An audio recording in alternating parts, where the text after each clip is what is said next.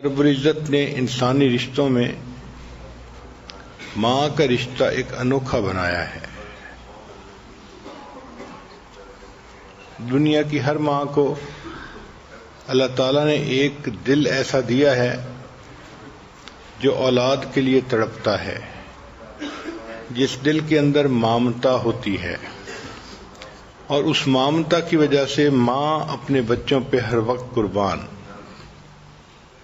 خود قربانی دیتی ہے اور بچوں کی تکلیف کو برداشت نہیں کر سکتی۔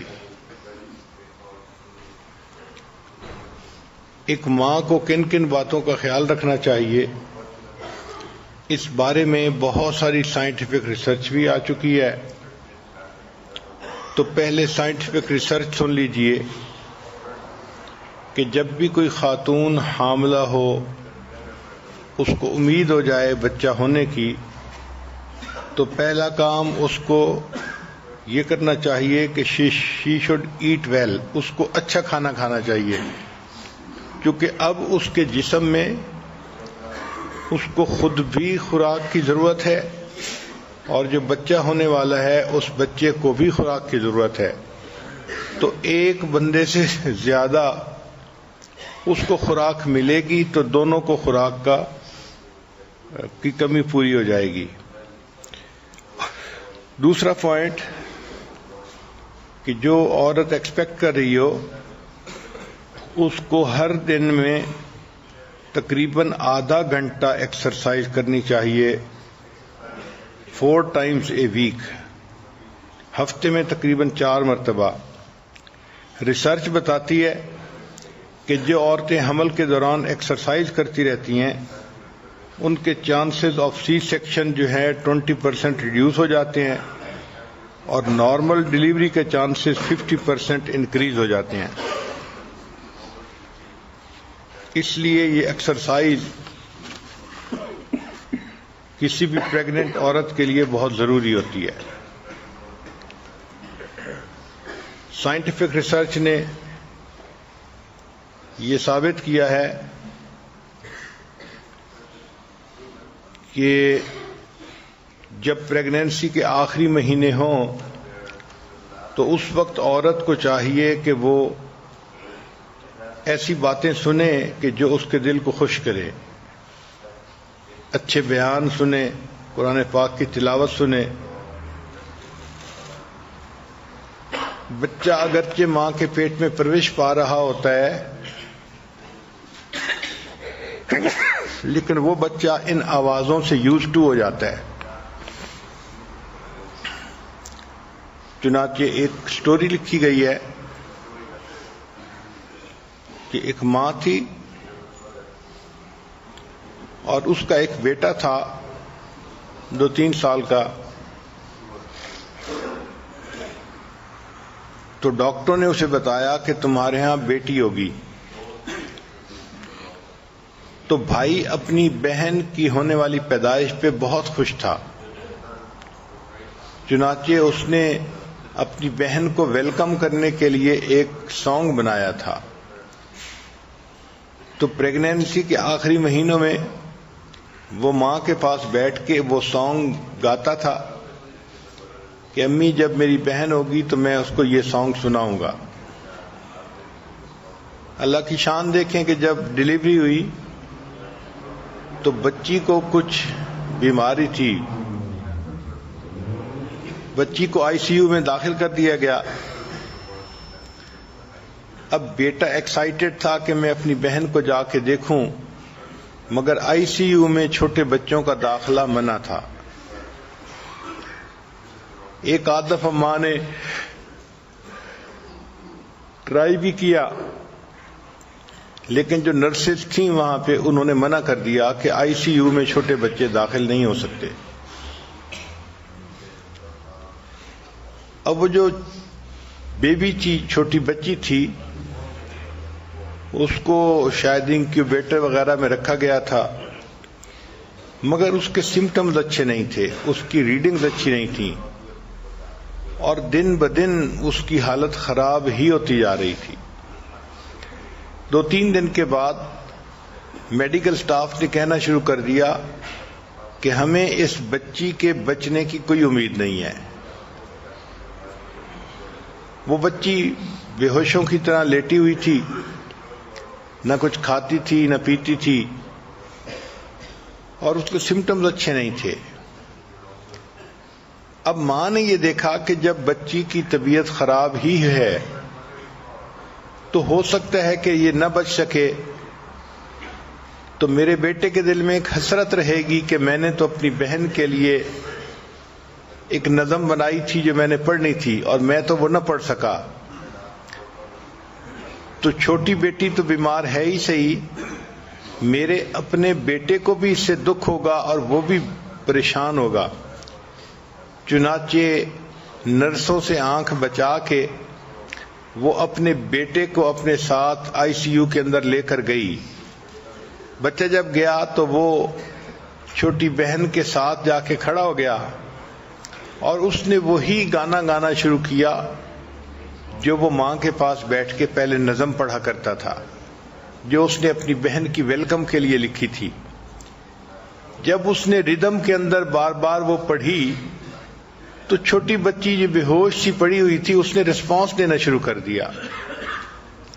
اللہ کی شان کہ اس نظم کے ساتھ اس کا ایک تعلق بن گیا تھا. وہ ماں کے پیٹ میں بھی یہ نظم سنتی تھی اور وہی ردم کی آواز جب اس نے دوبارہ سنی تو اس نے رسپانس دیا. اب چھوٹا بچہ تو باہر نکل گیا. تھوڑی دیر کے بعد جب نرس آئی اس نے اس کی ریڈنگز لیں تو اس نے ماں سے پوچھا کہ کیا ہوا ہے. اس لیے کہ اس بچی کی ریڈنگز میں بہت بہتری آ گئی ہے اور جو کچھ ہوا ہے اس کو پھر ہونا چاہیے تاکہ یہ ریڈنگ اور بہتر ہو جائے. تو پھر ماں نے بتایا کہ اس طرح میرے بیٹے نے ایک نظم تیار کی تھی اور بہن کی محبت میں اس نے کہا تھا کہ میں اس کو پڑھوں گا. پہلے بھی وہ پڑھا کرتا تھا اور اب بھی اس نے پڑھی. چنانچہ پھر اس بچے کو دوبارہ باقاعدہ بلایا گیا اور اس کو کہا گیا کہ وہ بہن کے پاس بیٹھ کے روزانہ یہ نظم پڑھا کرے. چنانچہ وہ ویلکم کی نظم بچہ روزانہ پڑھتا تھا اور اس وقت میں وہ جو بیبی تھی وہ ریسپونڈ کرتی تھی، حرکت کرتی تھی، دیکھنے کی کوشش کرتی تھی. اللہ کی شان کہ ایک ویک کے اندر وہ بالکل نارمل ہو گئی اور اس کی ساری بیماری ختم ہو گئی. تو اس سے پتہ چلتا ہے کہ پریگنینسی کے جو لاسٹ منتھ ہوتے ہیں ان میں بیبی آواز کو سنتا ہے. تو ماں اگر قرآن پڑھے گی تو قرآن کی آواز بھی بچہ سنے گا اور اس سے مانوس ہوگا.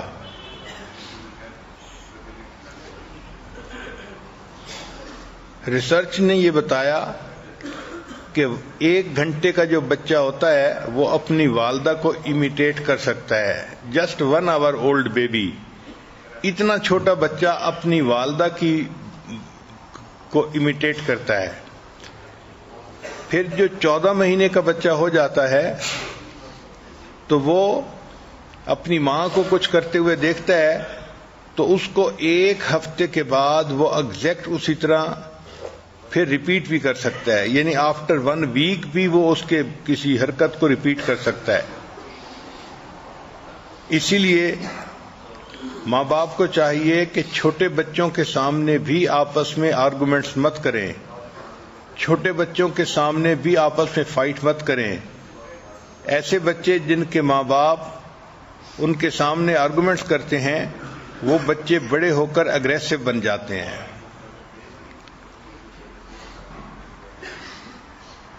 چنانچہ چھوٹا بچہ جو ہے وہ جن چیزوں سے کمفرٹ محسوس کرتا ہے اس کو ان چیزوں سے کمفرٹ دینی چاہیے. مثال کے طور پہ نئی سائنٹیفک ریسرچ یہ ہے کہ baby start smelling you with in 7 months of pregnancy. ابھی پریگنینسی کا 7واں مہینہ ہوتا ہے کہ بیبی کو اپنی والدہ کی جو اسمیل ہوتی ہے وہ اس کی پہچان ہو جاتی ہے. تو والدہ کے جسم سے اور کپڑوں سے جو اسمیل آتی ہے 7 مہینے کا بیبی جو ابھی مدر کے ووم میں ہے وہ اس کو سینس کرنا شروع کر دیتا ہے. اور 6 مہینے سے اوپر بیبی جو ہے وہ ساؤنڈ کو بھی ریسیو کرنا شروع کر دیتا ہے. اس لیے ماں کو چاہیے کہ بیبی کو اپنے بہت قریب رکھے، اپنے جسم کے ساتھ چپکا کے رکھے اور 21 ڈگری سینٹی گریڈ کے ٹیمپریچر پہ رکھے تو یہ بیبی کے لیے بہترین ٹیمپریچر ہوتا ہے۔ پھر ٹچ یور بیبی اے لاٹ، چھوٹے بچے کو ماں زیادہ ہاتھ لگائے، زیادہ اپنے ساتھ لگائے، اس سے اس بچے کو یوں فیل ہوتا ہے کہ یہ فیملیئر چیز ہے، اس کی ایموشنل ڈیولپمنٹ زیادہ ہوتی ہے اور اس کا جو نروس سسٹم ہوتا ہے وہ زیادہ بہتر ہوتا ہے۔ پھر سائنٹیفک ریسرچ نے یہ بات ثابت کی ہے کہ talk to your baby a lot, baby سے بہت زیادہ باتیں کرنی چاہیے، اس سے بیبی کی ویکیبلری انکریز ہوتی ہے اور اس کا آئی کیو لیول بہتر ہو جاتا ہے۔ پھر اگر کوئی کتاب ہو تو بیبی کے ساتھ اس کتاب کو مل کر پڑھنا چاہیے، حتیٰ کہ اگر 6 مہینے کا بیبی ہو تو read as if you are explaining new concept to the baby, یعنی 6 مہینے کے بچے کو ایسے بات سمجھائیں جیسے کلاس میں پروفیسر کوئی نئے کنسپٹ کو سمجھا رہا ہوتا ہے۔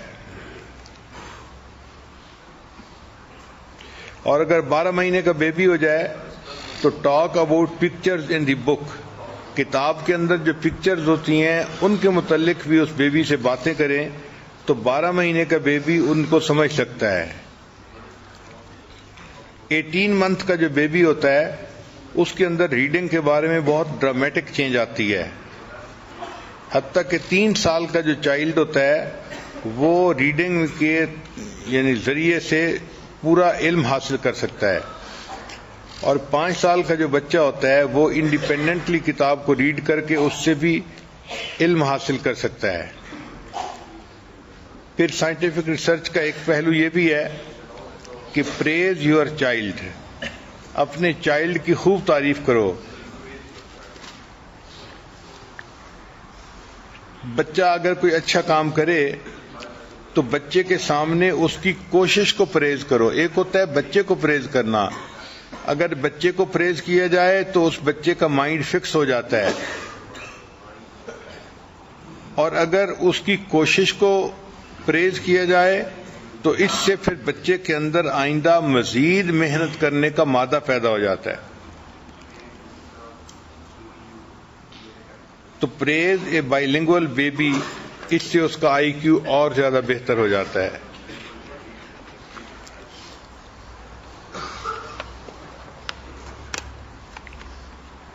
پھر ڈیولپ ہیلدی سلیپنگ پیٹرن، بچے کے سونے کا جو پیٹرن ہے وہ جتنا جلدی ہو اتنا زیادہ اس کو فکس کر دینا چاہیے۔ ماؤں کو چاہیے کہ they should try to breast feed the baby, اس سے ان کا آئی کیو لیول بہتر ہوتا ہے، بچے زیادہ ذہین ہوتے ہیں جو اپنی ماں کا دودھ استعمال کرتے ہیں۔ پھر give healthy food to your baby, جب بیبی بڑا ہو جائے تو ان کو ہیلدی فوڈ دینا چاہیے۔ Sit with them and eat with them, ماں ان کے پاس بیٹھے، خود بھی کھائے، بچوں کو بھی کھلائے، اس سے بچوں کو زیادہ بینیفٹ ہوتا ہے۔ تو بی جینٹل وین پوٹی ٹریننگ، جب پوٹی ٹریننگ کرنی ہو اس وقت ماں کو چاہیے کہ وہ بہت زیادہ ہارڈ نہ ہو بلکہ جینٹلی ان کو ہر چیز سمجھائے۔ پھر بچے کے لیے اگر کھلونے ڈھونڈنے ہیں تو ایسے کھلونے ڈھونڈے جائیں جو پرووک کریں سیکنگ سسٹم آف برین، یعنی جس سے بچے کھیلیں، ان کو جوڑیں اور اس میں ان کا دماغ بھی استعمال ہو، ایسے کھلونے ڈھونڈنے چاہیے۔ یہ امیجنیشن پاور کو ڈیولپ کرتے ہیں اور ایسے بچے میتھمیٹکس کے سبجیکٹ میں پھر بہت اچھا ورک کرتے ہیں۔ پھر use play to develop executive function skill, بچوں کے ساتھ جو کھیل کھیلیں تو وہ ایسے کھیل کھیلیں کہ کھیل کے دوران بھی بچے لرن کر سکیں، وہ سمجھیں کہ فوکس کسی چیز پہ کیسے کرتے ہیں، کسی کام کو ہولڈ کیسے کرتے ہیں اور اس میں مینجمنٹ کیسے کرتے ہیں۔ مثال کے طور پہ اگر ایئرپورٹ کنٹرول روم کے بارے میں کوئی کھیل ہو تو بچے کو بیٹھ کے سمجھائیں کہ کنٹرول روم کیا ہوتا ہے، فلائٹ کیسے آتی ہے، کیسے اترتی ہے، اس کو کیسے مینیج کیا جاتا ہے. ایسے کھیل کھیلنے سے بچے کی جو ویژن ہوتی ہے وہ بہت زیادہ بڑھ جاتی ہے. اور child become good at math, ایسے بچے میتھ میں بہت اچھے ہوتے ہیں. پھر جب بچہ تھوڑا سا بڑا ہو تو بچے سے کوشچن بھی پوچھنے چاہیے، ask why and what if questions. جب کوئی بچہ کام کر رہا ہو تو کئی مرتبہ بچہ غلط کام کرتا ہے تو ماں باپ فوراً اس کو بتا دیتے ہیں کہ ایسے نہیں کرو، ایسے کرو. ریسرچ نے یہ بتایا کہ فوراً نہیں ٹوکنا چاہیے بلکہ 3 سیکنڈ کا وقفہ دینا چاہیے تاکہ بچہ غلطی کر رہا ہو اور اس کو فیل ہو کہ میں نے غلطی کیا تھا پھر مجھے ٹھیک کیا گیا ہے. اس سے بچہ پھر لرن کرتا ہے. بچہ مسٹیکس کر کے اس سے سیکھے تو یہ بھی زندگی کی ایک حقیقت ہوتی ہے. پھر بچہ جب ذرا ٹف ٹائم دینے لگے تو try to understand why child is behaving badly. بچہ جب بیڈلی بیہیو کر رہا ہوتا ہے تو اس کے پیچھے کوئی نہ کوئی ریزن ہوا کرتی ہے. ایک ریزن یہ کہ بچے ٹائرڈ ہوتے ہیں، دوسرا یہ کہ بچے ہنگری ہوتے ہیں، اور تیسرا یہ کہ بچے بور ہو چکے ہوتے ہیں جس کی وجہ سے وہ ٹف ٹائم دیتے ہیں والدہ کو. جب ایسی صورت ہو تو ٹاک ٹو دیم. چائلڈ میں بی فیسنگ پرابلم، اس سے پوچھا کریں. بچے کو کوئی تکلیف ہوتی ہے، وہ کوئی اپنی بات بتانا چاہتا ہے تو ایسے وقت میں صرف بچے کو ڈانٹ ڈپٹ نہ کیا کریں بلکہ اس سے پوچھا کریں کہ تمہیں مسئلہ کیا ہے تو بچہ بتاتا ہے. پھر ایک ہوتا ہے بیبی کا ٹینٹرم، اس کو ڈیکوڈ کرنا پڑتا ہے. اگر یہ جو بچے کا ٹینٹرم ہے اس کے پیچھے کوئی ریزن ہے اس کی تو اس کو اگنور نہیں کرنا چاہیے بلکہ be compassionate with the baby. Baby کے ساتھ اس وقت ہمدردی دکھانی چاہیے.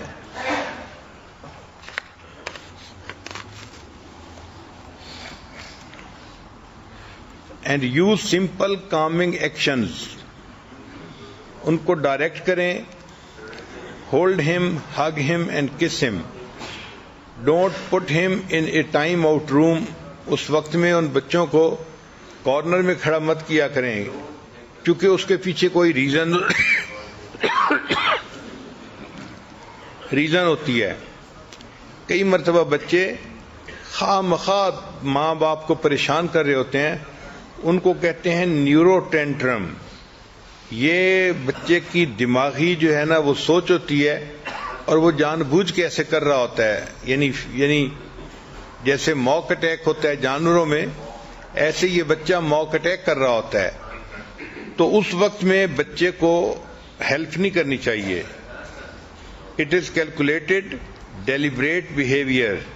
یہ جو نیورو ٹینٹرم ہے، they scream and shout, don't give them what they want.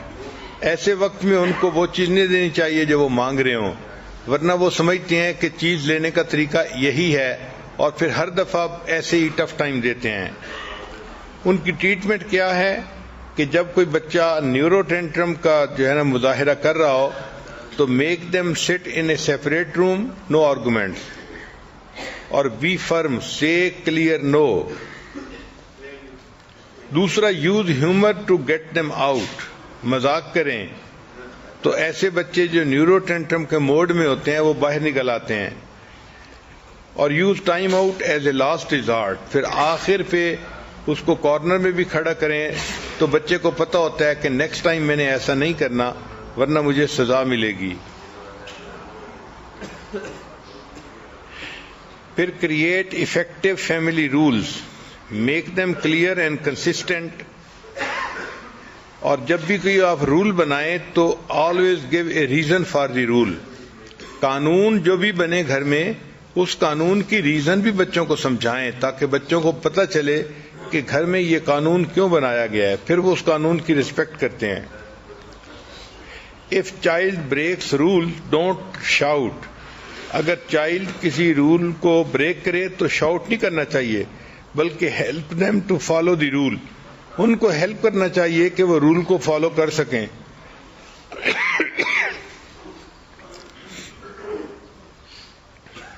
Discipline instead of punishment, scientific research یہ بتاتی ہے کہ teach child what is acceptable and what is not. دوسری بات، ٹیل دیم کنسیکوینسز، کہ ان کو بتائیں کہ if you will do this then this will happen. اور جب بھی بچہ تنگ کرے تو ہر دفعہ بچے کو مارنے کی ضرورت نہیں ہوتی، just come close to child physically, آپ فزیکلی چائلڈ کے قریب آ کے کھڑی ہو جائیں 1 فٹ دور کے فاصلے پہ، تو بچہ سہم جاتا ہے اور اس کو پتہ ہوتا ہے کہ یہ خطرے کی علامت ہے، وہ دوبارہ ایسا کام نہیں کرے گا۔ تو صرف ایسے وقت میں ماں کا بچے کے قریب آ جانا ہی کافی ہوتا ہے۔ بہت زیادہ کریٹیسزم بچے کے لیے نقصان دہ ہوتا ہے۔ پھر بچے کو 5A+ اسکل سکھائیں۔ 5A+ اسکل جو ہے یہ ہے کہ showing affection, appreciate, control anger, teach them to apologize. یہ A اسکلز ہیں، اپالوجائز کرنا، غصے کو کنٹرول کرنا، اپریشیٹ کرنا، افیکشن کا شو کرنا۔ تو یہ بچے کو ہمیں شروع میں سکھانی چاہیے چیزیں۔ پھر بچے کو سمجھائیں کہ وہ ریسپانسبلٹی کو ایکسیپٹ کیا کرے، اور میکنگ کریکشنز۔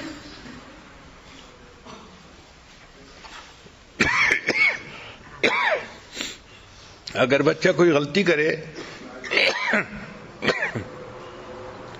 تو بچے کو ریپینٹ کرنا بھی سکھائیں۔ پھر بچے کو ریکویسٹ فار فارگیونیس سکھائیں تاکہ وہ بڑوں سے معافی مانگے۔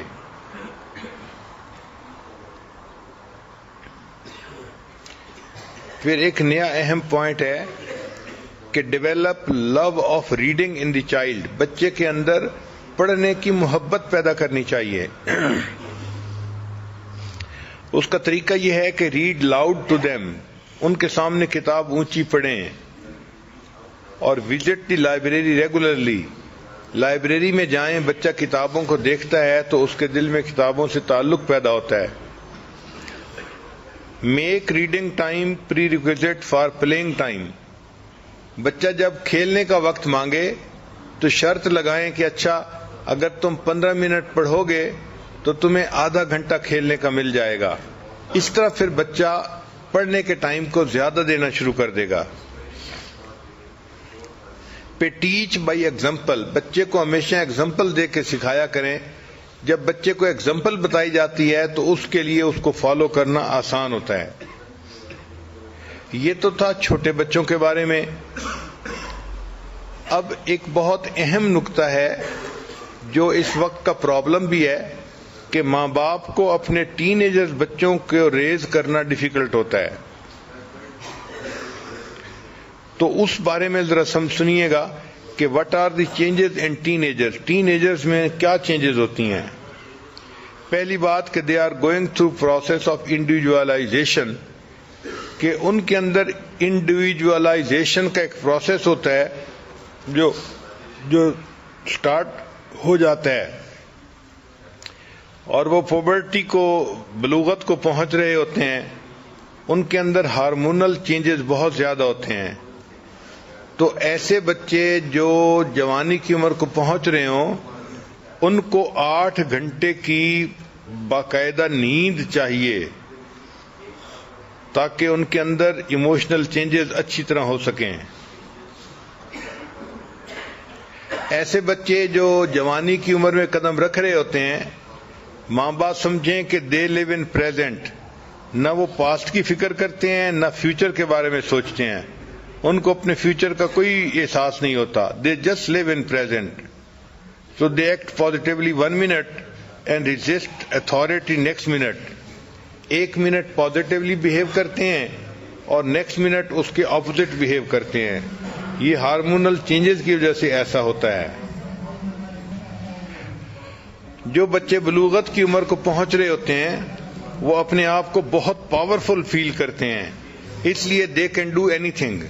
جب وہ کسی بات کی تھریٹ کریں تو ماں باپ کو اس تھریٹ کو سیریسلی لینا چاہیے. مثال کے طور پہ بچہ جو ہے کسی وجہ سے ماں کو کہہ رہا ہے کہ اگر آپ ایسا نہیں کریں گی تو میں چھت سے نیچے چھلانگ لگا دوں گا, تو اگر وہ ایسا کہہ رہا ہے تو وہ ایسا کر بھی دے گا. ماں باپ کو چاہیے کہ ایسی تھریٹ کو سیریس لیا کریں. پھر ان کے اندر جو ہے وہ مینٹل چینجز بھی بہت آتی ہیں اس وقت میں. مثلاً they can their ability to learn is increased. چنانچہ جوانی کی عمر کے قریب کے بچے بہت تیز یاد کر لیتے ہیں, بہت جلدی یاد کر لیتے ہیں. ان کا برین جو ہوتا ہے اس وقت میں بہت شارپ ہوتا ہے. اس لیے امام شافعی رحمۃ اللہ علیہ 13 سال کی عمر میں امام شافعی بن گئے تھے.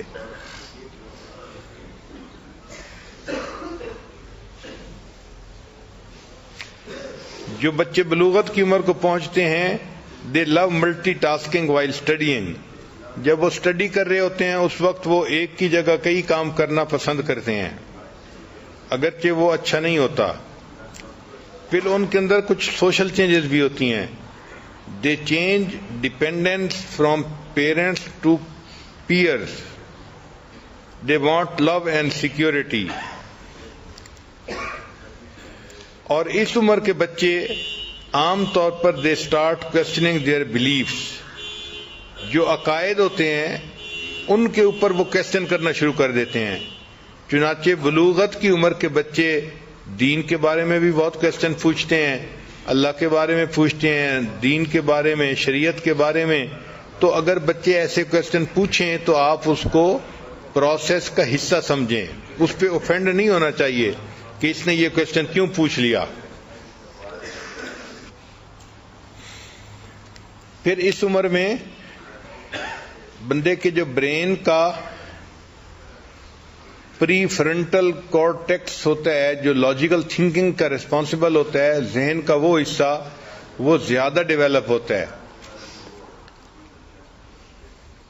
یہ حصہ ایکسپونینشلی ڈیولپ کر رہا ہوتا ہے.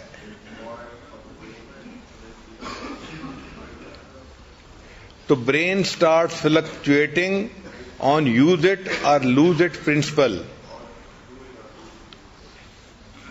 جوانی کی عمر میں بچے چیزوں کو بہت جلدی لرن کر لیتے ہیں اور ان کی انکریز سینسٹیوٹی ہو جاتی ہے ٹو ایڈکشنز. چونکہ ان کے اندر ہارمونل چینجز کی وجہ سے انکریز جو ہے وہ سینسٹیوٹی ہوتی ہے, اس لیے یہ بچے سگریٹ پیتے ہیں یا نشے کی چیزیں شروع کر دیتے ہیں یا اور کاموں کی ایڈکشن ان میں آ جاتی ہے. ایسے بچوں کی پیرنٹنگ کے لیے چند بہت اہم باتیں. پہلی بات کہ set clear defined rules and values. دوسری بات بچوں کو کلیئرلی بتائیں کہ what kind of grade you want from them. پھر ان کو کلیئر بتائیں کہ what can they do, where can they go. Behaviour کے بارے میں ان بچوں کو بتائیں کہ what is acceptable and what is not. Manners کے بارے میں بتائیں کہ سافٹ رہیں اور سمپتھیٹک رہیں. ایسے بچوں کو یہ ضرور سمجھانا چاہیے کہ how they have to keep their room, کہ وہ اپنے کمرے کو صاف کیسے رکھ سکتے ہیں, پریزنٹیبل کیسے رکھ سکتے ہیں. ان کے اندر سینس آف ریسپانسبلٹی پیدا کرنی چاہیے کہ گھر کا کون سا کام ہے کہ جو ان کو ساتھ مل کے کرنا ہی ہے. اور فیملی کے بارے میں کہ کچھ ایسا وقت ہو کہ جس میں سارے فیملی کے ممبرز کا اکٹھا مل کے کھانا کھانا یہ مسٹ ہونا چاہیے, تاکہ فیملی کے ممبرز کے درمیان جو بانڈ ہے وہ پہلے سے زیادہ مضبوط ہو جائے.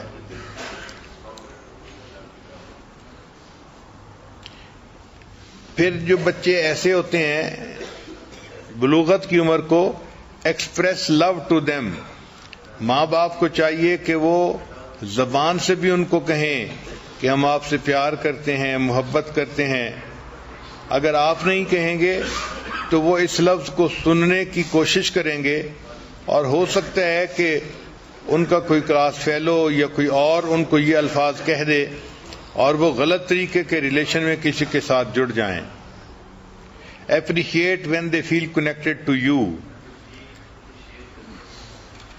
اچھا، اس عمر کے بچوں کی ایک خاص بات یہ ہوتی ہے کہ they don't like to disappoint parents. ان کو فیل ہونے کا غم نہیں ہوتا، ان کو غم ہوتا ہے کہ ماں باپ ڈس اپوائنٹ ہوئے. اس لیے ماں باپ ان کے اس جذبے کی قدر کریں، اور اگر کوئی گڑبڑ ہو جائے تو ان کو سمجھائیں کہ آپ نے کوشش کی، اس وجہ سے ہم آپ سے بہت خوش ہیں، اب نیکسٹ ٹائم آپ نے اپنے گریڈز کو بہتر کرنا ہے. Treat them as a unique individual, don't compare them with anyone. یہ وہ مسٹیک ہے جو اکثر ماں باپ کرتے ہیں کہ ٹین ایجر بچوں کو کمپیئر کرنا شروع کر دیتے ہیں. تم ایسے ہو، فلاں تو ایسا ہے، فلاں تو ایسا ہے، اور یہ چیز بچے کو الٹا غصہ دلا رہی ہوتی ہے اور وہ ریونجفل بن رہا ہوتا ہے. تو ایسے بچوں کو دوسروں کی مثالیں نہیں دینی چاہیے. Spend time listening to their thoughts and feelings. ان کے ساتھ ٹائم گزاریں اور سمجھنے کی کوشش کریں کہ وہ سوچتے کیا ہیں اور ان کی فیلنگس کیا ہیں. تو be familiar with their interest and hobby. Keep open line of communication with the ٹین ایجرس.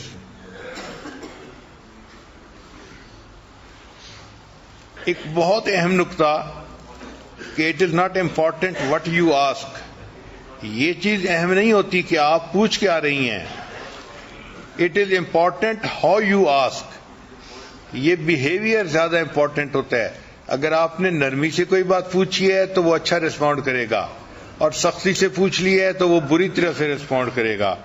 تو کوشچن کیا ہے اس کا فرق نہیں پڑتا، کس طریقے سے آپ نے پوچھا اس کا بہت زیادہ فرق پڑتا ہے. پھر ٹین ایجر جو بچے ہوتے ہیں، مدر کو چاہیے کہ she should make her self available to them. Avoid conversation when they are moody. جب وہ موڈ میں ہو اس وقت ان سے زیادہ باتیں مت کریں، کیونکہ اس وقت وہ ریسیپشن ان کی تقریباً ختم ہو چکی ہوتی ہے اور وہ کوئی چیز کو ریسیو نہیں کر رہے ہوتے. ڈونٹ گیٹ اینگری اور کریٹیسائز. اس وقت میں ان سے ناراض بھی نہیں ہونا چاہیے اور ان کو کریٹیسائز بھی نہیں کرنا چاہیے، بلکہ پریز دیم، اس وقت ان کی تعریف کرنی چاہیے. ایسے جو ٹین ایجر بچے ہوتے ہیں ان کی باڈی لینگویج کو ڈیکوڈ کرنا چاہیے. ان کا پور آئی کنٹیکٹ جو ہے بتا رہا ہوتا ہے کہ وہ اپسیٹ ہے کسی وجہ سے اور ماں باپ سے بات نہیں کرنا چاہتے. تو اس بات کا بڑا خیال رکھے ماں بات کرتے ہوئے کہ یہ ٹین ایجر بچے بات کرتے ہوئے آئی کنٹیکٹ رکھ رہے ہیں یا نہیں رکھ رہے. جو ٹین ایجر بچے ہوتے ہیں اس ایج میں ماں باپ کو چاہیے کہ وہ بچوں کو ایسے مانیٹر کریں اور آبزرو کریں کہ بچوں کو پتہ بھی نہ چلے کہ we are being observed. Observe what they are doing. You should always know 3 things about your child. بہت اہم بات ہے کہ you should always know 3 things about your child. Where he is, بچہ کہاں پہ ہے ہمیشہ پتہ ہونا چاہیے. With whom he is, کس کے ساتھ ہے یہ بھی پتہ ہونا چاہیے.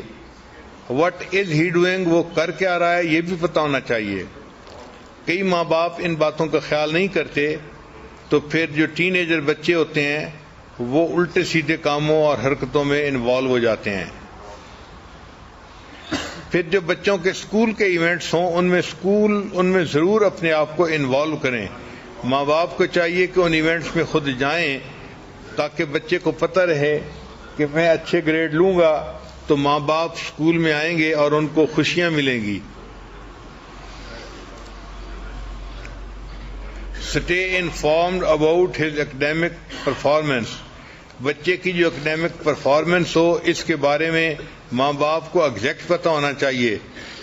یہ نہ ہو کہ بچہ اپنی کلاس کی شیٹ لائے اور اپنی بڑی بہن سے سائن کروا کے واپس لے جائے اور ماں باپ کو پتہ ہی نہ چلے کہ رزلٹ کیا تھا. Get to know the people in your children's life. بچوں کی زندگی میں جو لوگ ہوں ان لوگوں کو بھی آپ سمجھنے کی کوشش کریں کہ ان کے فرینڈ کیسے ہیں, ان کے ٹیچر کیسے ہیں اور بچوں کے پیرنٹس کیسے ہیں. ان تمام چیزوں کا بچے کے اوپر اثر ہوتا ہے. اور اس چیز کا بڑا خیال رکھیں کہ یہ جو ٹین ایجر بچے ہوتے ہیں, observe where they spend their money, کہ وہ اپنے پیسے کو خرچ کہاں کرتے ہیں.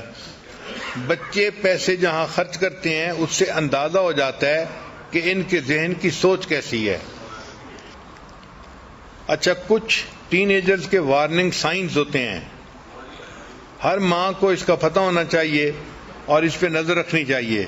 مثلاً پور فزیکل ہیلتھ. اگر ایک جوان بچے کی ہیلتھ جو ہے وہ بہت پور ہے تو یہ ایک وارننگ سائن ہے. پھر ڈراپ ان اسکول پرفارمنس. اگر اسکول کے گریڈز میں پرفارمنس کم ہو گئی ہے تو یہ بھی وارننگ سائن ہے. پھر ودڈرال فرام ایکٹیویٹیز. ایسا بچہ اگر گھر کی ایکٹیویٹیز سے الگ تھلگ رہنے کی کوشش کرتا ہے تو یہ بھی وارننگ سائن ہے. پھر وانٹنگ ٹو بی الون. ایسے بچے عام طور پہ اکیلا رہنا پسند کرتے ہیں, یہ بھی وارننگ سائن ہے. اور لڑکیوں کے بارے میں خاص طور پر سیلفیز. سیلفیز کہتے ہیں سیل فون کے ذریعے اپنی پکچر بنانا. آپ جس لڑکی کو دیکھیں کہ وہ اپنی پکچر خود بنا رہی ہے, یہ بہت بگ وارننگ سائن ہے کہ اس کے جو ہے نا زندگی میں کچھ نہ کچھ گڑبڑ ہے.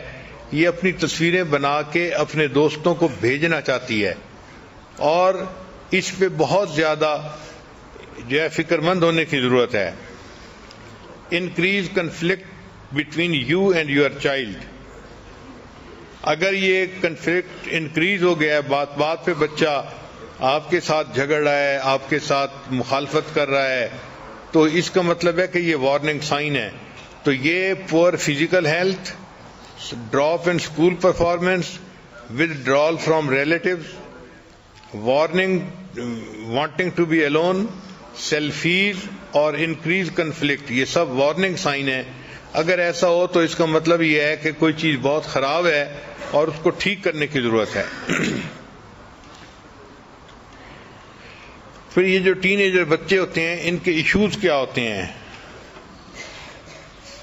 مثلاً ایک بچہ ہے when they talk back, اگر وہ ماں کوئی بات کرتی ہے تو وہ جواب دیتا ہے ماں کے منہ پہ. تو if they are rude, stop conversation, tell them to go to their room to calm down. اگر بچہ سیل فون کو ایبیوز کر رہا ہے, غلط استعمال کر رہا ہے, موویز دیکھتا ہے, میوزک دیکھتا ہے, سنتا ہے, گیمز دیکھتا ہے اور ویڈیو چیٹ روم میں وقت گزارتا ہے, تو پھر ایسے بچے کے سیل فون کو ریسٹرکٹ کر دینا چاہیے. ایک اصول بنا دینا چاہیے کہ no call during study time. Study time کے اندر کوئی کال نہیں, نہ وہ لے سکتا ہے نہ وہ کال کر سکتا ہے. اور نو کال آفٹر 9 PM اور ارلی AM, یا 9 بجے رات کے بعد بھی وہ بچہ کوئی کال نہیں کر سکتا. یا پھر بہت صبح ارلی مارننگ میں وہ بچہ اپنے کسی دوست کو کال نہیں کر سکتا. پھر check call and message on phone. بچے کے کال اور اس کے جو میسیجز ہوں فون کے اوپر, ان کو چاہیے ماں باپ کو کہ وہ ان کو ضرور چیک کرتے رہیں, پتہ چلے کہ بچہ کیا کر رہا ہے. پھر سیل فون کے اوپر پاس ورڈ بچوں کو نہیں لگانے دینا چاہیے, کیونکہ سیل فون پہ پاس ورڈ جو ہے یہ خطرے کی علامت ہوتی ہے. اسی طرح انٹرنیٹ کا مس یوز جو ہے اس کو بھی روکنے کی کوشش کرنی چاہیے. اس کا طریقہ یہ ہے کہ put all computers in public family area. جو ڈرائنگ روم ہے جہاں سب مل کے بیٹھتے ہیں, کمپیوٹر کو وہاں رکھیں کہ بچے نے کام کرنا ہے تو سب کے سامنے بیٹھ کے کرے.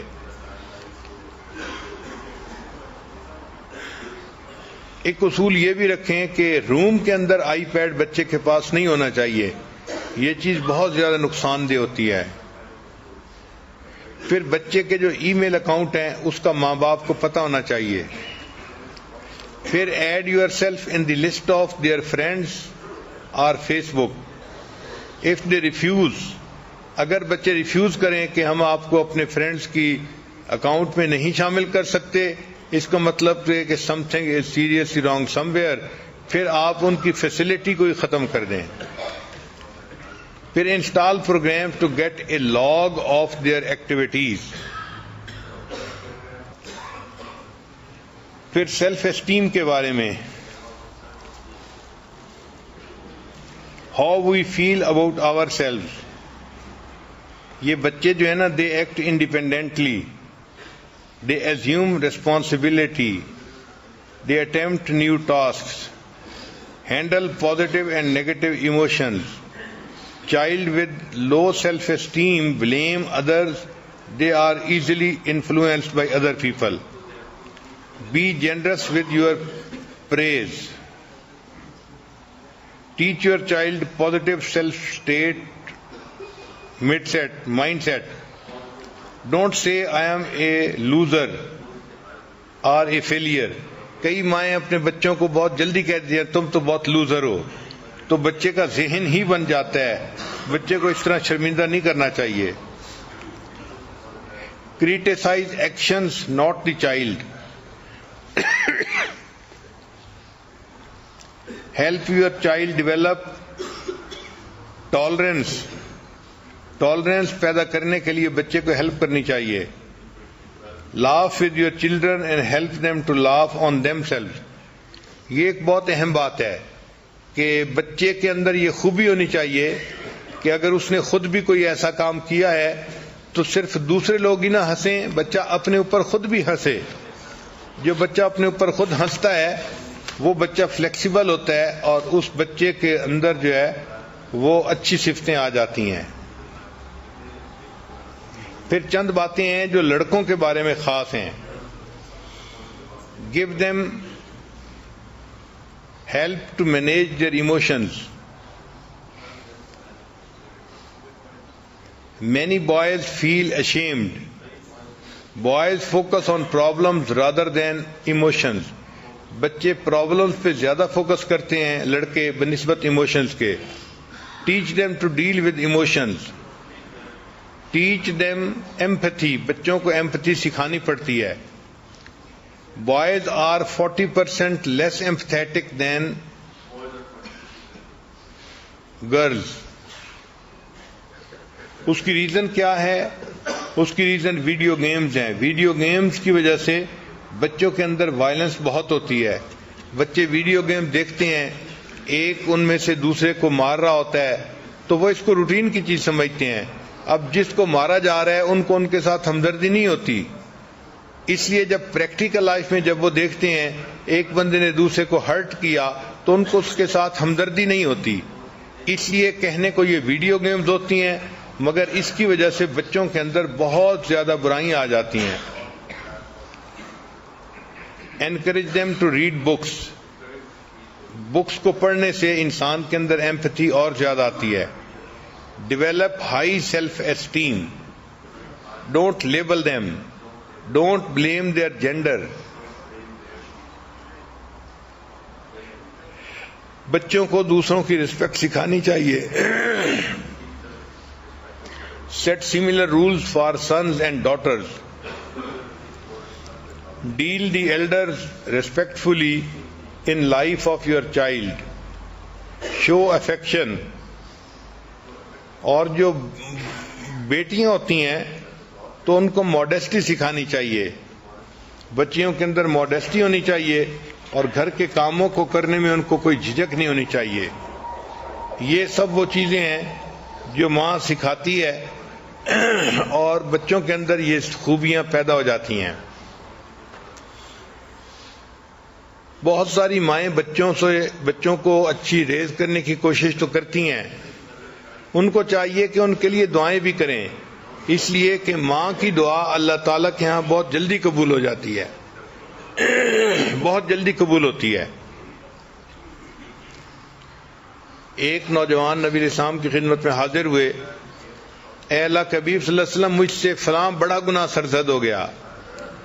نبی علیہ السلام نے فرمایا کہ جاؤ اپنی والدہ سے دعا کرواؤ، تمہاری والدہ کی دعا کی وجہ سے اللہ تمہارے گناہ کو معاف کر دیں گے۔ یعنی ماں کی دعا اتنی اہم کہ نبی علیہ السلام نے ان کو سکھایا کہ ماں سے دعا کرواؤ گے تو اللہ تمہارے اتنے بڑے گناہ کو بھی معاف فرما دیں گے۔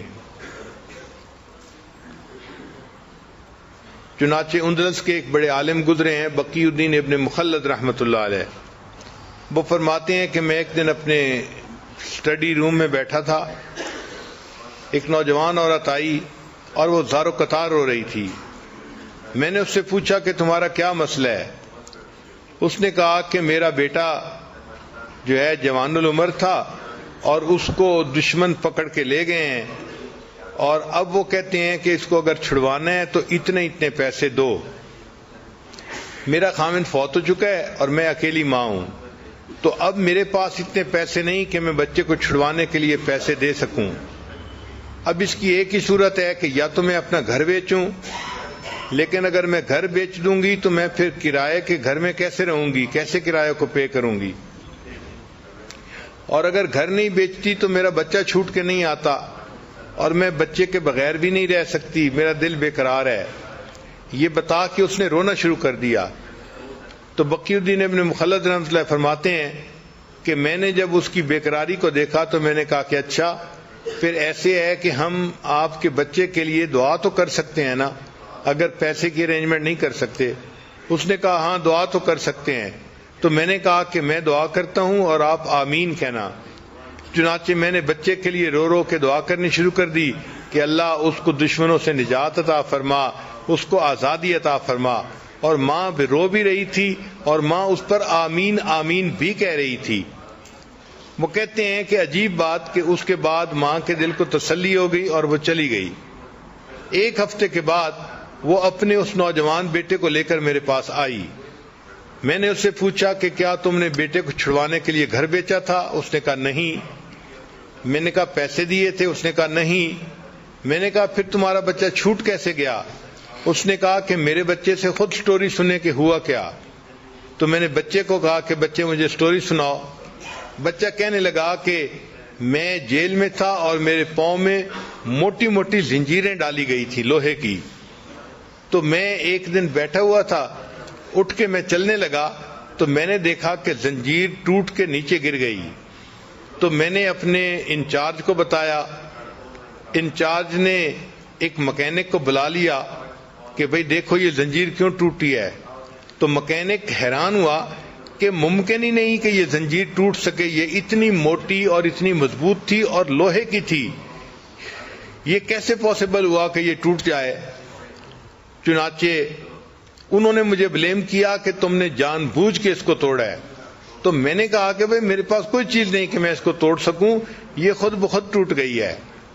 خیر اس زنجیر کو انہوں نے ریپیئر کروا دیا اور اس کا جو ٹوٹا ہوا پرزہ تھا اس کی جگہ انہوں نے نیا پرزہ اس میں ڈال دیا۔ کہتے ہیں کہ تھوڑی دیر کے بعد پھر میں اٹھ کے کسی کام کے لیے چلنے لگا تو میں نے دیکھا کہ وہ زنجیر پھر ٹوٹ گئی۔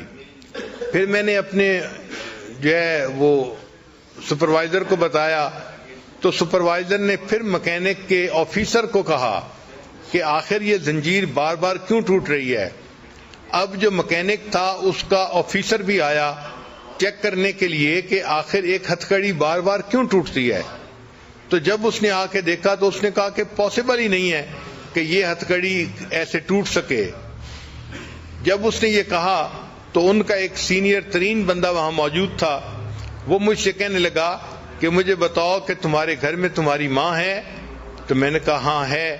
تو وہ کہنے لگا کہ مجھے لگتا ہے کہ تمہاری ماں تمہارے لیے دعائیں کر رہی ہے، اس وجہ سے تمہاری یہ زنجیر بار بار ٹوٹ جاتی ہے، اور اگر اللہ تمہاری زنجیر کو توڑ رہا ہے تو ہم کیوں تمہیں قید میں رکھیں، جو ہم تمہیں آزاد کرتے ہیں۔ انہوں نے بغیر کسی پیسے کے اس بچے کو آزاد کر دیا اور بچہ اپنی ماں کے پاس واپس آ گیا اور اللہ نے ماں کی دعا کو قبول کر لیا۔ امام بخاری رحمۃ اللہ کے حالات میں لکھا ہے کہ بچپن میں ان کی آنکھوں کی بینائی زائل ہو گئی تھی، نابینا ہو گئے تھے، مگر ان کی والدہ نے اللہ سے دعا کی اور اللہ نے ان کی والدہ کی دعا پر ان کی بینائی کو دوبارہ عطا فرما دیا تھا۔ تو ماں اپنے بچوں کی نیکی کے لیے اللہ سے دعائیں بھی مانگتی رہے۔ بہرحال اللہ تعالیٰ نے دنیا میں ماں کو بنایا ہے ایک نمونہ کے طور پہ کہ میرے بندو، اگر تم میری رحمت کا دنیا کے اندر پریکٹیکل منظر دیکھنا چاہتے ہو تو ایک ماں کو دیکھ لو کہ ماں اپنی اولاد سے کتنی رحیمیت کا معاملہ کرتی ہے، اس کی مامتا کیسی ہوتی ہے۔ چنانچہ ماں کو اولاد سے اتنی محبت ہوتی ہے، اپنا سب کچھ قربان کر دیتی ہے اور اس قربانی کو کچھ سمجھتی نہیں ہے۔ چنانچہ کتابوں میں ایک واقعہ لکھا ہے، ایک انگریز لڑکے نے اپنی والدہ کے بارے میں لکھا ہے، اس کو کہتے ہیں 8 لائز آف اے مدر، کہ ایک ماں جس نے 8 جھوٹ بولے۔ تو وہ لڑکا کہتا ہے کہ میرا والد بہت غریب تھا، وہ فوت ہو گیا تو میں اپنی مدر کے پاس رہنے لگا۔ اب مدر کا کوئی ذریعہ آمدنی نہیں تھا، تو ہمارے گھر میں کھانا جو پکتا تھا وہ بھی بہت تھوڑا ہوتا تھا اور ہمیں بھوک لگی ہوتی تھی، اور جب کھانا پکتا تھا تو والدہ میری پلیٹ میں میرا حصہ ڈالتی اور اپنی پلیٹ میں اپنے لیے کھانا ڈالتی۔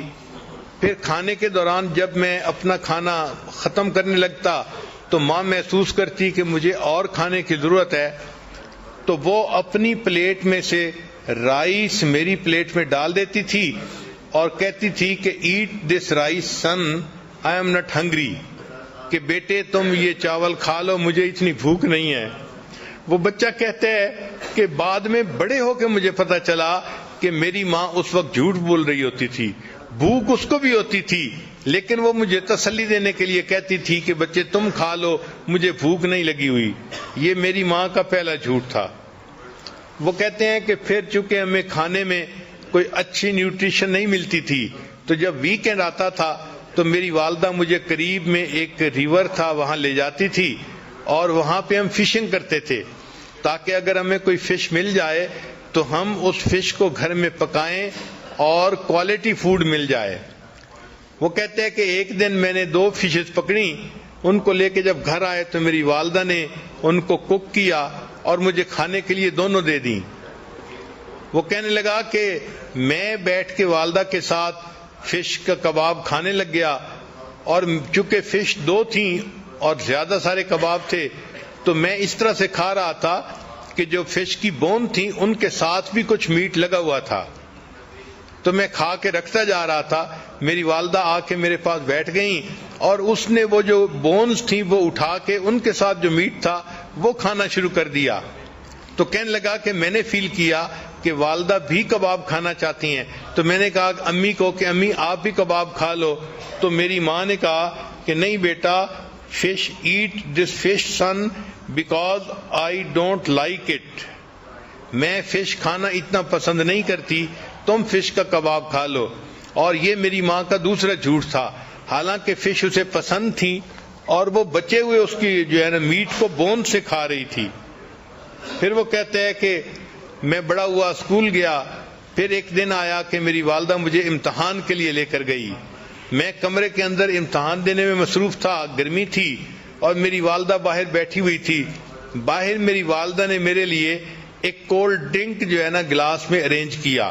چنانچہ جب چھٹی کا ٹائم ہوا میں باہر نکلا تو میری والدہ نے مجھے وہ ٹھنڈا گلاس شربت کا پیش کیا، تو میں نے اسے کہا کہ امی آپ پی لو، تو وہ مجھے کہنے لگی کہ بیٹے مجھے پیاس نہیں لگی ہوئی، تم پی لو۔ تو والدہ نے وہ سارا کا سارا جوس مجھے پلا دیا اور خود کچھ نہیں پیا۔ یہ میری والدہ کا تیسرا جھوٹ تھا۔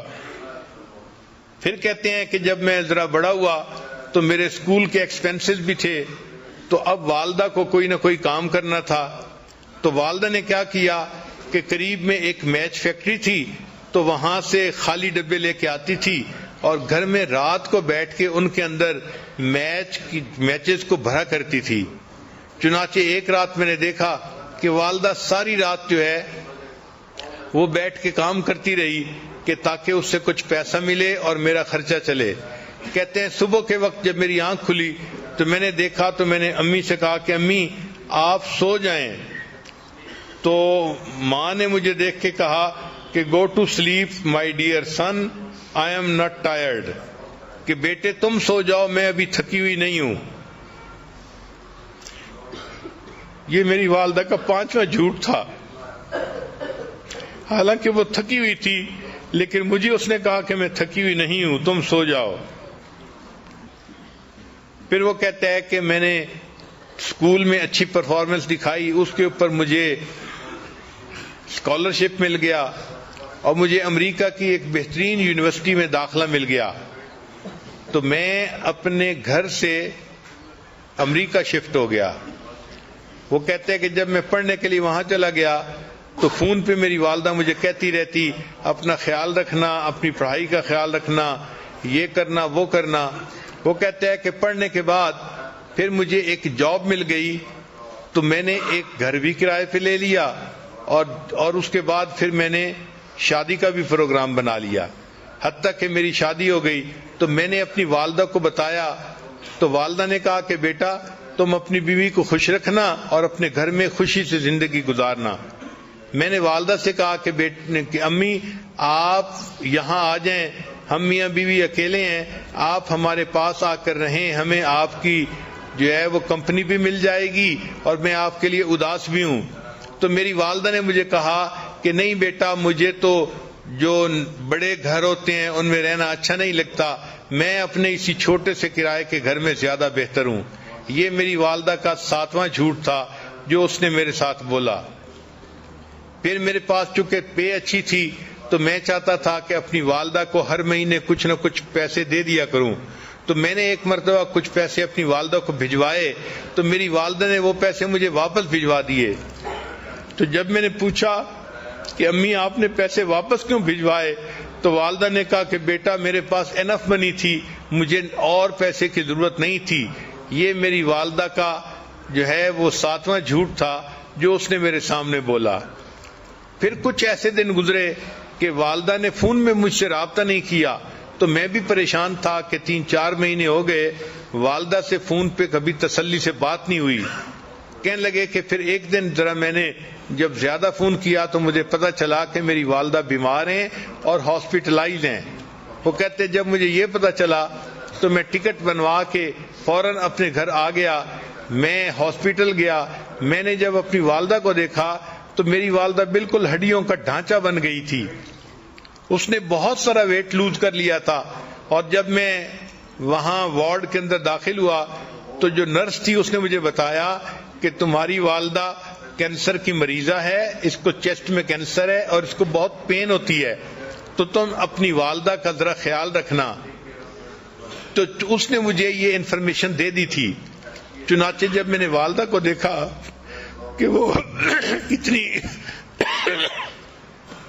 اتنی کمزور ہو گئی ہیں اور اتنا ویٹ لوز کر لیا ہے تو میری آنکھوں میں سے آنسو آ گئے, میں نے رونا شروع کر دیا. تو والدہ نے مجھے روتے دیکھ کر کہا کہ بیٹے don't cry, I am not in pain, کہ بیٹے تم رو نہیں, مجھے کوئی درد محسوس نہیں ہو رہی. وہ کہتے ہیں کہ یہ 8واں جھوٹ تھا جو والدہ نے میرے سامنے بولا اور پھر میری آنکھوں کے سامنے والدہ نے آخری ہچکی لی اور وہ فوت ہو گئی.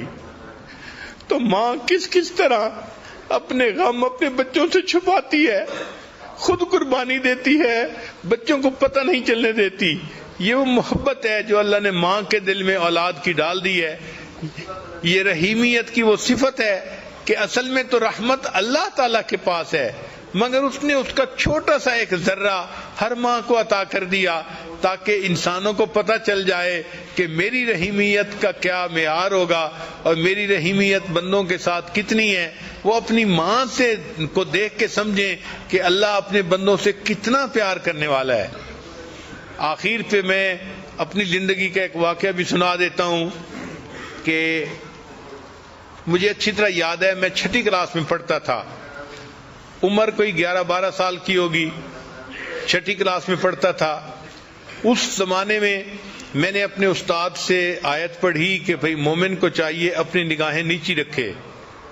تو مجھے اپنی نگاہیں نیچی رکھنے کا یعنی عادت ہو گئی، اور چونکہ مجھے اتنی تربیت نہیں تھی اس لیے میں ذرا سخت مزاج کا بندہ تھا. چلتا تھا تو اس طرح نیچے دیکھتا تھا کہ جیسے کسی بندے کی کوئی چیز گر گئی ہے اور وہ اس کو ڈھونڈتا پھر رہا ہے. بلکہ میری عمر کے لڑکے ہنستے بھی تھے، باتیں بھی کرتے تھے، مگر میں ان کی کوئی پرواہ نہیں کرتا تھا کہ بھائی جب شریعت نے کہا ہے کہ نیچے دیکھ کے چلو تو نیچے دیکھنا چاہیے. اب اس نیچے دیکھنے میں مجھے یہ بھی نہیں پتہ چلتا تھا کہ میرے قریب سے کون گزرا ہے، کوئی چھوٹا گزرا ہے، بڑا گزرا ہے، مرد گزرا ہے یا عورت گزری ہے. اب اس میں یہ ہوتا کہ کبھی کبھی محلے کی چند آنٹیاں جو میری والدہ کی دوست تھیں وہ کبھی کبھی قریب سے گزرتی تو مجھے پتہ بھی نہ چلتا کہ وہ قریب سے گزری ہیں یا نہیں، تو وہ میری والدہ کو شکایت لگایا کرتی تھیں کہ آپ کا بیٹا تو ہمیں سلام بھی نہیں کرتا. چنانچہ ایک دن میں بیٹھا کتاب پڑھ رہا تھا کہ ایک آنٹی والدہ کے پاس آئی اور اس نے آ کے یہی کہا کہ آپ کا بیٹا تو مجھے سلام بھی نہیں کرتا. تو والدہ نے مجھے بلایا. امی اس وقت روٹیاں بنا رہی تھی اور امی مجھے کہنے لگی کہ بیٹا تم اپنی آنٹی کو سلام بھی نہیں کرتے، تم اتنے زیادہ بے مروت کیوں بن گئے ہو؟ اب میں نے غصے کا اظہار کیا، امی مجھے کیا پتا، آپ اس آنٹی سے یہ پوچھیں کیا میں نے اس کی طرف دیکھا تھا اوپر آنکھ اٹھا کے؟ تو آنٹی نے فوراً کہا کہ نہیں اس نے اوپر تو نہیں دیکھا تھا. میں نے کہا جب میں نے اوپر دیکھا ہی نہیں تو مجھے یہ بھی نہیں پتا کہ میرے قریب سے کوئی مرد گزرا ہے یا عورت گزری ہے، مجھے پتہ ہی نہیں چلتا تھا، میں تو نیچے زمین پہ دیکھتا تھا. تو اس موقع پہ جب آنٹی نے کہہ دیا کہ اس نے اوپر تو نہیں دیکھا تھا تو مجھے غصہ آ گیا، اور غصے میں نے امی کو کہہ دیا امی پتہ نہیں کہاں کہاں سے یہ آنٹیاں اٹھ کے آ جاتی ہیں، آپ کو شکایت لگاتی ہیں اور آپ مجھے ہی ڈانٹنا شروع کر دیتی ہیں. جب یہ بات کی تو چونکہ بچہ تھا، یہ بات کرتے ہوئے میری آنکھوں میں آنسو آ گئے کہ امی آپ مجھے ہی ڈانٹتی رہتی ہیں. اب والدہ نے دیکھ لیا کہ میری آنکھوں میں آنسو ہیں اور میں غصے میں وہاں سے سیدھا اپنے کمرے میں آیا اور کمرے میں بیڈ پڑا ہوا تھا اور بیڈ کے اوپر آ کے لیٹ گیا. اب آنٹی تو چلی گئی 2-3 منٹ میں، تو والدہ صاحبہ نے اپنے چولہے کی آگ کو ذرا کم کیا اور والدہ پھر میرے پیچھے کمرے میں آئی کہ یہ کیا رہا ہے. اب جب وہ کمرے میں آئی تو مجھے اندازہ تو ہو گیا کہ امی آ رہی ہیں، تو میں لیٹا ہوا تھا آنکھیں بند کر کے، میں اسی طرح لیٹا رہا جیسے میں گہری نیند سویا ہوا ہوں. امی کمرے میں داخل ہوئی اور امی مجھے دعائیں دے رہی تھی، بیٹا اللہ تجھے نیک بنائے، اللہ تجھے بخت لگائے، یہ امی کے الفاظ تھے. اور امی کو اصل میں فکر یہ تھی کہ یہ رویا تھا اور اب کر کے آ رہا ہے. تو میں سویا ہوا تھا، امی ریلیکس ہو گئی کہ چلو آگے سو گیا ہے، تو امی نے یہ دعائیں دی میرا بیٹا اللہ تجھے بخت لگائے، اللہ تجھے نیک بنائے. پھر اس کے بعد امی پاؤں کی طرف آئیں اور انہوں نے بہت آہستگی کے ساتھ پاؤں کو بوسہ دیا. میں ہلا نہیں، لیکن وہ میری زندگی کا ایک عجیب سا لمحہ تھا کہ میں حیران تھا کہ اللہ غصہ بھی میں نے کیا ہے، غلطی بھی میری ہے، اور ماں کا دل دیکھو کہ وہ کام چھوڑ کے پیچھے دیکھنے کے لیے آئی ہے، دعائیں بھی دے رہی ہے اور پھر دعائیں دینے کے بعد اپنے بیٹے کے پاؤں چوم رہی ہے. جب ماں چلی گئی تو میں نے اپنے دل میں اللہ سے دعائیں مانگنی شروع کی، اے اللہ قرآن میں تو میں نے استاد سے پڑھا تھا وَلَا تَقُلْ لَهُمَا اُف، ان کے سامنے اف بھی نہیں کرنا، اور میں نے تو اپنی امی کے سامنے تیوری چڑھائی اور غصے میں آ کے بات کی، اللہ تم میرے اس گناہ کو معاف کر دے. جب بھی میں نے یہ دعا کی فوراً دل میں یہ خیال آیا، اے میرے بندے اگر میں نے تمہیں معاف نہ کرنا ہوتا تو میں تمہیں اتنی محبت کرنے والی ماں نہ دیتا. تو اللہ نے اگر ایسی محبت کرنے والی ماں دی ہے تو اللہ تعالیٰ یقیناً ہمارے گناہوں کو معاف ہی کرنا چاہتے ہیں اور ہمیں اپنی پسندیدہ جگہ جنت عطا فرمانا چاہتے ہیں. دعا ہے کہ اللہ تعالیٰ ہمیں اپنی ماں کی قدر کرنے کی توفیق عطا فرمائے، اور جن کی والدہ فوت ہو گئی ان کو چاہیے کہ اس کے لیے بخشش کی دعا کریں، اللہ کے ہاں بلندی درجات کی دعا کریں. وآخر دعوانا ان الحمد للہ رب العالمین.